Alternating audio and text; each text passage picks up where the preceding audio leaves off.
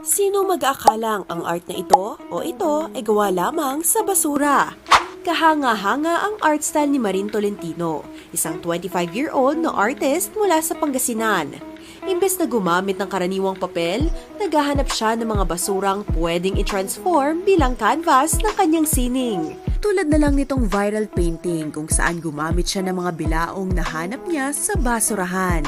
Para mas maging realistic ang kanyang gawa, nagdidikit din siya ng iba't ibang recycled materials. I came to a point na medyo na-bored ako doon sa idea nung typical na rectangular canvas lang siya. Parang nalilimit yung ideas ko. Gusto ko parang kakaiba yung paglalapatan ko nung sining. Naghanap ako sa neighborhood ng mga unusual objects na pwedeng pinturahan, pwedeng i-recycle. Bata pa lang, mahilig na sa art si Marin.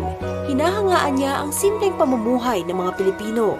Kaya ito ang madalas na napipili niyang subject para sa kanyang artwork. Hindi ko siya napapansin before pero lagi akong drawn sa mga ganong type ng subject. Gusto ko talagang i-capture yung life ng mga normal na tao. At the same time, gusto ko din na maengganyo ko yung younger artists to do art in a way na kahit na kung ano lang yung materials na meron sila, pwede nilang ma-recycle. So nakakatulong na ako sa environment. At the same time, nakaka-inspire tayo ng other younger artists na mag-pursue ng art regardless kung ano yung gamit na meron sila.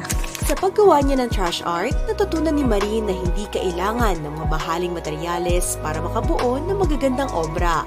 Masaya siyang maka-inspire ng mga kabataang maaaring wala pang sapat na budget para makabili ng art materials.